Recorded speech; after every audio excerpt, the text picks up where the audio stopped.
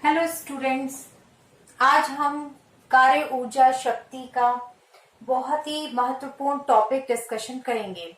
उसमें सीखेंगे कि ऊर्जा संरक्षण नियम क्या है, साथ ही यांत्रिक ऊर्जा संरक्षण नियम क्या है ये भी देखेंगे और इसका एक बहुत ही महत्वपूर्ण उदाहरण यानी कि एग्जाम्पल देखेंगे कि सिद्ध कीजिए मुक्त रूप से गिरती किसी वस्तु की कुल यांत्रिक ऊर्जा अचर रहती है, यानी कि यांत्रिक ऊर्जा कांस्टेंट रहती है जब कोई वस्तु मुक्त रूप से गिरती है। मुक्त रूप से, या इसको इस टाइप से भी प्रश्न में पूछा जाता है कि गुरुत्व के अधीन गिरती हुई वस्तु के लिए यांत्रिक ऊर्जा अचर होती है या संरक्षित होती है, सिद्ध करिए।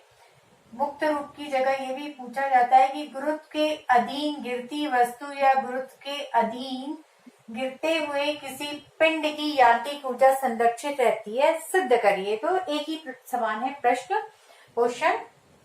सबसे पहले हम देखते हैं ऊर्जा संरक्षण का नियम। बहुत ही आसान है। ऊर्जा संरक्षण का नियम, इट मीन्स ऊर्जा संरक्षण नियम से तात्पर्य ये है कि पूरे विश्व में, ब्रह्मांड में कुल ऊर्जा कांस्टेंट होती है, कुल ऊर्जा एक नियतांक होती है, वो एक रूप से दूसरे रूप में परिवर्तित होती है। न तो ऊर्जा नष्ट होती है और न ही निर्मित होती है, यानी न तो ऊर्जा का विनाश होता है न ही निर्माण होता है, वो सिर्फ एक रूप से दूसरे रूप में ट्रांसफॉर्म होती है, एक रूप से दूसरे रूप में परिवर्तित होती है और इस प्रकार से ब्रह्मांड की कुल ऊर्जा अचर होती है। यही ऊर्जा संरक्षण नियम है। तो बहुत आसानी से आप इसको लिख सकते हैं, उदाहरण भी समझ सकते हैं। जैसे हम अपने दैनिक जीवन में देखते हैं, मान लीजिए एक विद्युत बल्ब है और उसके अंदर जब विद्युत धारा प्रवाहित होती है, ओके, हमने उसके अंदर विद्युत धारा प्रवाहित करी तो हम देखते हैं बल्ब जलने लगता है, जलता है, अर्थात वो विद्युत धारा जो हमने बल्ब को दी थी वो प्रकाश ऊर्जा में बदल गई। ऊष्मी, गर्म भी होता है तो ऊष्मी ऊर्जा में बदल गई। कई बार जब वायर के थ्रू विद्युत ऊर्जा जाती है तो आपको कुछ ध्वनि भी सुनाई देती है, ओके। तो इस प्रकार से दी गई विद्युत ऊर्जा अन्य ऊर्जाओं में बदल जाती है। जैसे बल्ब को दी गई विद्युत ऊर्जा प्रकाश ऊर्जा, ऊष्मी ऊर्जा, ध्वनि ऊर्जा इत्यादि अन्य ऊर्जा के रूप में क्या हो जाती है, बदल जाती है, राइट। सपोज मान लीजिए आपने विद्युत ऊर्जा बल्ब को दी थी 100, तो ये बन गई प्रकाश ऊर्जा में परिवर्तित हो गई, प्लस ऊष्मी ऊर्जा में कुछ ऊष्मी ऊर्जा में परिवर्तित हो गई, प्लस कुछ ध्वनि ऊर्जा में परिवर्तित होगी, राइट। सपोज ये 80 है, ये आपकी 20 है, सपोज ये आपकी है मान लीजिए 15 हो गई, ये आपकी होगी 5। तो इस प्रकार से कुल कितनी होगी, 100। यानी ये जो ऊर्जा है वो एक रूप से दूसरे रूप में परिवर्तित होती है, लेकिन इनका टोटल या कुल जो होता है वो एक कांस्टेंट होता है। इन सबको जोड़ दो तो एक कांस्टेंट ही आएगा। तो आप लोग, आई थिंक आप लोग समझ चुके होंगे। इसी से संबंधित हम यांत्रिक ऊर्जा संरक्षण नियम का एक टॉपिक पढ़ने जा रहे हैं, वो बहुत ही महत्वपूर्ण है, जो प्रश्न के रूप में इस प्रकार पूछा जाता है कि यदि कोई वस्तु है या पिंड है वो गुरुत्व के अधीन गिर रहा है, तो जब गिरता है तो मार्ग का कोई भी बिंदु ले लीजिए, उस बिंदु पर उसकी यांत्रिक ऊर्जा संरक्षित होती है। अब यांत्रिक ऊर्जा में कौन सी ऊर्जाएं आती है, यांत्रिक ऊर्जा में आती है गतिज ऊर्जा और स्थितिज ऊर्जा, राइट। लेकिन ये याद रखिए, यांत्रिक ऊर्जा संरक्षण नियम में नंबर 2 पॉइंट, ये आपका 1 पॉइंट आपने समझ चुके हो, नंबर 2 पॉइंट में आप यांत्रिक ऊर्जा संरक्षण नियम, यांत्रिक ऊर्जा संरक्षण नियम क्या है, इसमें यांत्रिक ऊर्जा संरक्षण नियम में क्या होता है, इसका टोटल याद रखें कि इसमें बाह्य बल अनुपस्थित होता है, राइट। मेन चीज क्या याद रखना है आपको कि बाहर से कोई बल नहीं लगता है वस्तु पर, जो बाह्य बल होता है बाह्य बल अनुपस्थित होता है। जब बाह्य बल अनुपस्थित होता है उस समय जब वस्तु जब वस्तु पर बाह्य बल अनुपस्थित है तब यदि उसकी यांत्रिक ऊर्जा यानी गतिज ऊर्जा और स्थितिज ऊर्जा, वस्तु पर बाह्य बल अनुपस्थित है तब वस्तु की गतिज ऊर्जा और स्थितिज ऊर्जा ये आपस में तो बदलती है, लेकिन इनका टोटल जो होता है एक अचर होता है, एक नियतांक होता है, यानी कि कांस्टेंट होता है। तो कहा जाता है कि इस वस्तु में यांत्रिक ऊर्जा संरक्षण नियम का पालन हो रहा है। तो आई थिंक आप अच्छे से समझ चुके होंगे यांत्रिक ऊर्जा संरक्षण नियम क्या है कि जब किसी वस्तु पर बाह्य बल अनुपस्थित होता है उसकी गतिज ऊर्जा और स्थितिज ऊर्जा अचर होती है या एक नियतांक होती है, तो यांत्रिक ऊर्जा संरक्षण नियम का पालन होता है। तो ये भी आप अच्छे से समझ चुके होंगे। अब हम आते हैं इस टॉपिक पर कि गुरुत्व के अधीन कोई वस्तु गिर रही है तो उसके मार्ग के कोई भी बिंदु पर उसकी यांत्रिक ऊर्जा संरक्षित होगी। यांत्रिक ऊर्जा से तात्पर्य उसकी गतिज ऊर्जा और स्थितिज ऊर्जा कांस्टेंट होगी। ओके, तो देखिए हम इस टॉपिक के लिए हम लेते हैं एक वस्तु कंसीडर करते हैं। उस वस्तु का द्रव्यमान ले लीजिए। उस वस्तु का द्रव्यमान कितना है, मान लीजिए m है, राइट। ये चित्र थोड़ा सा ड्रॉ करके रखा है। ये वस्तु है, इसका द्रव्यमान m है, ओके। और ये स्थिति A पर विराम में है, स्थिति A पर है और अभी फिलहाल ये विराम में है। और पृथ्वी सतह से, ये पृथ्वी तल है या पृथ्वी सतह है, और पृथ्वी सतह से इस वस्तु की टोटल ऊंचाई है h, राइट। कितनी है इसकी ऊंचाई, कितनी ऊंचाई पर स्थित है, ये h ऊंचाई पर स्थित। ये पूरा जो है यहां से यहां तक के ये h ऊंचाई पर स्थित है। ये होगी स्थिति A, फर्स्ट स्थिति। वस्तु h ऊंचाई पर स्थिति A पर स्थित है और विराम में है। यहाँ पर ये कौन सी पोजीशन में है, विराम में है। तो विराम में है मतलब इसका वेग मान लीजिए v1 है इसका वेग, तो वेग कितना हो जाएगा, 0 हो जाएगा। अब इसको हमने छोड़ दिया, तो छोड़ दिया तो क्या हो जाएगा, ये स्वतंत्र रूप से गिरने लगेगी। कोई वस्तु को हम क्या करते हैं, यदि छोड़ देते हैं तो स्वतंत्र रूप से गिरने लगती है। तो यहाँ पर स्थिति A पर वस्तु का वेग कितना है, v1, ठीक है। तो एक वस्तु कितने द्रव्यमान की ली हमने, m द्रव्यमान की। एक वस्तु m द्रव्यमान की पृथ्वी सतह से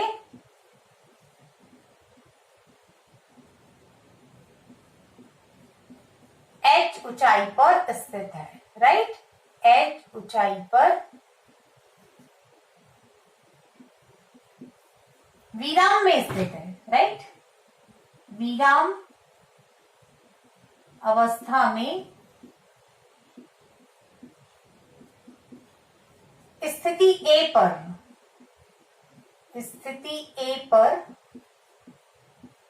स्थित है, ठीक है, राइट। तो अब हम स्थिति A पर इसकी यांत्रिक ऊर्जा ज्ञात करते हैं। कंसीडर कर रहे हैं हम स्थिति A, राइट। वेग कितना है, v1। ऊंचाई कितनी है पृथ्वी सतह से, ऊंचाई h, राइट। तो गतिज ऊर्जा कितनी होगी इसकी, गतिज ऊर्जा का सूत्र होता है हाफ mv²। तो गतिज ऊर्जा होगी हाफ m, वेग को हमने दिया है v1, v1 वेग है इसका जो कि 0 के बराबर है, विराम में द्रव्यमान कितना है m, तो गतिज ऊर्जा होगी हाफ mv1²। हाफ m, वेग कितना है 0, तो टोटल कितनी होगी, गतिज ऊर्जा कितनी होगी, 0 होगी ये गतिज ऊर्जा। स्थितिज ऊर्जा का सूत्र होता है mgh, स्थितिज ऊर्जा होगी mgh, द्रव्यमान m है, गुरुत्वीय त्वरण g है और पृथ्वी सतह से इसकी ऊंचाई कितनी है h, तो यहाँ पे स्थितिज ऊर्जा होगी h। इस प्रकार से यांत्रिक ऊर्जा का सूत्र लिख लीजिए। स्थिति ए पर यांत्रिक ऊर्जा कितनी हुई, यांत्रिक ऊर्जा इज इक्वल टू हम लोग क्या लिखते हैं, गतिज ऊर्जा प्लस स्थितिज ऊर्जा, राइट। तो गतिज ऊर्जा कितनी है 0, स्थितिज ऊर्जा कितनी है mgh, राइट। तो इसके मान लिख दीजिए, गतिज ऊर्जा होगी 0, स्थितिज ऊर्जा होगी mgh और इस प्रकार से यांत्रिक ऊर्जा हमको प्राप्त होगी mgh। यांत्रिक ऊर्जा कितनी प्राप्त होगी mgh, राइट। इसको नाम दे दिया हमने समीकरण ए। ये हो गया स्थिति ए पर एनालिसिस हो गया कि कुल यांत्रिक ऊर्जा हो गई mgh। इतना नोट करिए, उसके बाद हम देखते हैं। अब वस्तु जो है वो ए से हमने इसको छोड़ दिया, गिरने लग गई और गिरते गिरते जब ये बी पर आती है, वस्तु बी पर पहुंचती है, तो इसने ये जो दूरी तय करी ए से बी, ये जो दूरी तय करी वो है x, राइट। ए से बी तक की जो दूरी है, यहां से यहां तक ए से बी तक की दूरी को मान लिया x, ठीक है। यहां से यहां तक के वस्तु ने कितनी दूरी तय करी, x दूरी तय करी। तो पृथ्वी सतह से दूरी कितनी बची, यहां से यहां तक की कितना है h में से x दूरी इसने तय कर ली, तो ये शेष बच रही है h minus x, right. h minus x मतलब a से b x दूरी तय कर ली, तो यहाँ पर शेष दूरी कितनी बची, h माइनस एक्स दूरी बची। यानी कि अब वस्तु जो है वो पृथ्वी सतह से h माइनस एक्स दूरी पर है, राइट। a से b चल ली उसने, ये स्थिति सेकंड स्थिति हो गई, ये सेकंड पोजीशन, वस्तु a से b पर आ गई। दूसरी स्थिति यहाँ पर स्थित है वस्तु, तो कितनी दूरी तय कर ली, ये वाली दूरी कितनी है उसकी, टोटल x दूरी तय करी उसने। तो अब यहाँ पृथ्वी सतह से इसकी दूरी कितनी बची, h माइनस एक्स, पूरे h में से x तय कर लिया, तो अब इसका दूरी बची है पृथ्वी सतह से h माइनस एक्स। तो इस प्रकार से स्थिति B पर हम अध्ययन करते हैं कि वस्तु जब A से B यानी कितनी दूरी तय कर रही है, x दूरी तय करती है, तब यहाँ पर इसका वेग, अब जब हम छोड़ देते हैं तो आपने देखा ना, वस्तु जो है अपने आप गिरती है। क्यों गिरती है, क्योंकि उस पर गुरुत्वाकर्षण बल लगने के कारण गुरुत्वीय त्वरण उत्पन्न होता है, यानी उसका वेग बढ़ता है। जब वस्तु नीचे गिरती है तो उसका वेग बढ़ता है। तो यहाँ पर हमने विराम से छोड़ा था, तो उसका गुरुत्वाकर्षण बल या गुरुत्वीय त्वरण के कारण वेग बढ़ते बढ़ते यहाँ पर हो गया v2, वेग बी स्थिति में कितना हो गया, v2 हो गया, ठीक है। तो इसका वेग हो गया यहाँ पर स्थिति बी पर v2 और पृथ्वी सतह से इसकी दूरी बची है या ऊंचाई बची है h माइनस एक्स। तो यहाँ पर हमको वेग को ज्ञात करना पड़ेगा, कितना वेग है, तो हम गति का तृतीय समीकरण यूज करते हैं, न्यूटन के गति का तृतीय समीकरण, गति का तृतीय समीकरण ये होता है v square is equal to u square plus twice as।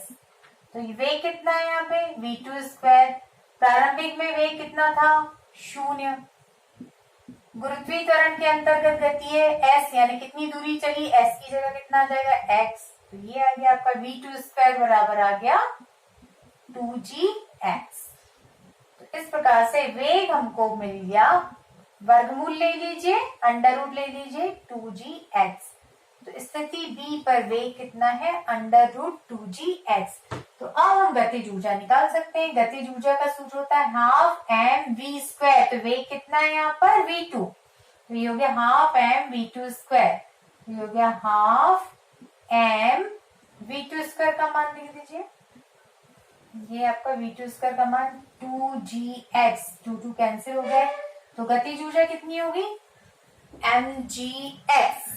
Okay, पहले गतिज ऊर्जा 0 थी, वो 0 से कितनी होगी, बढ़ गई, डेफिनेटली स्थितिज ऊर्जा घटी होगी, मतलब वस्तु जैसे जैसे नीचे आएगी उसकी ऊंचाई कम हो रही है, ऊंचाई कम होने के कारण स्थितिज ऊर्जा क्या होगी, कम। स्थितिज ऊर्जा का फॉर्मूला क्या होता है, mgh। ठीक है, तो ऊंचाई कम हो गई। अब ऊंचाई कितनी बची, h माइनस एक्स, h में से x चले गए, ऊंचाई कम हो गई, स्थितिज ऊर्जा कम हो गई। जितनी स्थितिज ऊर्जा कम हो गई उतनी गतिज ऊर्जा बढ़ गई, यानी ऊर्जा एक रूप से दूसरे रूप में परिवर्तित हो रही है। हम यहाँ पर देखेंगे तो गतिज ऊर्जा शून्य से बढ़कर होगी mgx। अब स्थितिज ऊर्जा में देखिए कितनी कमी आई। स्थितिज ऊर्जा भी हम ज्ञात कर लेते हैं। स्थितिज ऊर्जा का सूत्र होता है mg इंटू ऊंचाई। तो अब ऊंचाई कितनी बची है, यहाँ पर स्थिति B पर वस्तु की ऊंचाई कितनी बची है, h माइनस एक्स। और इस प्रकार से इसको हल करते हैं, mgh माइनस mgx, ये हो गई स्थितिज ऊर्जा। आप देखिए पहले स्थितिज ऊर्जा कितनी थी, स्थिति A पर स्थितिज ऊर्जा थी mgh। अब mgh में से स्थितिज ऊर्जा mgx घट गई और जितनी घटी उतनी गतिज ऊर्जा बढ़ गई। गतिज ऊर्जा है mgx, राइट। तो यहाँ स्थितिज ऊर्जा जितनी घटती है उतनी ही गतिज ऊर्जा बढ़ती है, लेकिन जब हम इन दोनों को जोड़ देंगे तो कुल ऊर्जा mgh आएगी। तो यांत्रिक ऊर्जा निकाल दीजिए स्थिति B पर, यांत्रिक ऊर्जा, दोनों ऊर्जा को जोड़ दीजिए। देखिए फिर से mgh प्राप्त हो जाएगा। यांत्रिक ऊर्जा इज इक्वल टू गतिज ऊर्जा प्लस स्थितिज ऊर्जा, गतिज ऊर्जा प्लस स्थितिज ऊर्जा। गतिज ऊर्जा लिख लीजिए कितनी है, गतिज ऊर्जा कितनी होगी आपकी mgx प्लस स्थितिज ऊर्जा mgh माइनस mgx, राइट। ये आपकी क्या थी, स्थितिज ऊर्जा, और ये है आपकी गतिज ऊर्जा mgx। इस प्रकार से यांत्रिक ऊर्जा प्राप्त हो जाएगी mgx, mgx कैंसिल, mgh। तो इस प्रकार से यांत्रिक ऊर्जा हमको मिल गई स्थिति B पर। यांत्रिक ऊर्जा, दोनों ऊर्जाओं को जोड़ दिया, टोटल फिर से वापस हो गया mgh। यही यांत्रिक ऊर्जा संरक्षण नियम है कि ये ऊर्जा एक रूप से दूसरे रूप में परिवर्तित होती है, लेकिन इनका कुल जो होता है एक कांस्टेंट होता है। इसको हमने नाम दे दिया समीकरण नंबर B। समीकरण A में भी यांत्रिक ऊर्जा mgh थी, समीकरण B यानी स्थिति B पर भी यांत्रिक ऊर्जा mgh है। ये ऊर्जा आपस में तो बदल रही है, लेकिन टोटल इनका एक नियतांक है। ओके, नोट करिए। अब वस्तु जो है स्थिति C पर आ जाती है, यानी पृथ्वी सतह पर आ गई। वस्तु जो है पृथ्वी सतह पर आ गई, ये स्थिति C पर आ गई, राइट, थर्ड पोजीशन की। अब वस्तु जो है यहाँ पर आ गई, यानी पृथ्वी सतह पर आ गई। तो यहाँ से यहाँ तक की उसने ऊंचाई पूरी यहाँ पर आ गई। तो अब पृथ्वी सतह से ऊंचाई कितनी बची इसकी, शून्य। पृथ्वी सतह से ऊंचाई कितनी बची इसकी, शून्य। और तय की गई दूरी पूरी कितनी हुई, तय की गई दूरी h, राइट। तो अब वस्तु जो है वो A से C पर आ गई है। यहाँ पर इसको प्राप्त वेग मान लीजिए कितना है, v3, और ऊंचाई तो हम देख रहे हैं यहाँ पर ऊंचाई कितनी होगी, पृथ्वी सतह से ऊंचाई कितनी होगी, शून्य। तो यहाँ पर स्थिति C पर स्टडी करते हैं कि वस्तु A से C पर, अर्थात कितनी दूरी A से C, h दूरी तय करके, h दूरी तय करती है। यहाँ इसका वेग हमने कितना माना, v3। पृथ्वी सतह से इसकी ऊंचाई कितनी होगी, शून्य, ठीक है। तो अब गतिज ऊर्जा निकालने के लिए हमको क्या निकालना पड़ेगा, वेग v3 निकालना पड़ेगा। फिर से हम प्रति समीकरण उपयोग में लाएंगे, ठीक है। v स्क्वायर u स्क्वायर की जगह पे क्या हो जाएगा, शून्य स्क्वायर। चलिए यहाँ पे देखते हैं, v3 square u square plus 2 गुरुत्वीय त्वरण g, तय की गई दूरी पूरी A से C यानी h, पूरी यहाँ से यहाँ तक की वस्तु चली, h दूरी तय करी। तो हमारे पास में इस प्रकार से v3 square is equal to हो गया 2gh। और इस प्रकार से पृथ्वी सतह पर उसको वेग की प्राप्ति होती है √2gh, वर्गमूल ले लीजिए, ठीक है। और गतिज ऊर्जा कितनी आ गई, सूत्र लिख दो, half M v3 square. v3 square का मान है m V3 स्क्वायर का मान है 2GH, 2 कैंसिल हो गए और गतिज ऊर्जा mgh हो गई। स्थितिज ऊर्जा mgh, h का मान कितना है 0। इस प्रकार से स्थितिज ऊर्जा हो गई 0। यांत्रिक ऊर्जा गतिज ऊर्जा प्लस स्थितिज ऊर्जा, गतिज ऊर्जा कितनी हो गई, गतिज ऊर्जा हो गई mgh, स्थितिज ऊर्जा हो गई 0। इस प्रकार से यांत्रिक ऊर्जा पूरी हो गई mgh। ठीक है, ओके। यहाँ पर जब वस्तु थी तो उसकी टोटल क्या थी, यहाँ पे स्थितिज ऊर्जा mgh थी। जैसे जैसे ऊंचाई कम हो रही है स्थितिज ऊर्जा घटते जा रही है। ऊंचाई यहाँ पर आ गई 0 हो गई, स्थितिज ऊर्जा पूरी 0 हो गई और पूरी की पूरी काय में बदल गई ये गतिज ऊर्जा में। इस प्रकार हम देखते हैं कि ऊर्जा एक रूप से दूसरे रूप में परिवर्तित होती है, लेकिन इनका जो टोटल होता है वो एक कांस्टेंट होता है। ओके, समीकरण नंबर सी नोट करिए। तो स्टूडेंट्स आप समझ चुके होंगे कि स्थिति ए बी सी और इक्वेशन ए बी सी से स्पष्ट है कि यांत्रिक ऊर्जा कांस्टेंट होती है। गुरुत्व के अधीन जब वस्तु विराम से गिरना शुरू करती है तो मार्ग के किसी भी बिंदु पर उसकी यांत्रिक ऊर्जा संरक्षित होती है। इस प्रकार से यांत्रिक ऊर्जा संरक्षण नियम का पालन होता है, या ये सिद्ध होता है कि गुरुत्व के अधीन गिरते हुए पिंड की यांत्रिक ऊर्जा संरक्षित होती है। यदि प्रश्न में पूछा जाता है यांत्रिक ऊर्जा संरक्षण नियम लिखिए और उदाहरण दीजिए, तो आप ये उदाहरण भी दे सकते हैं। Okay, thank you for watching.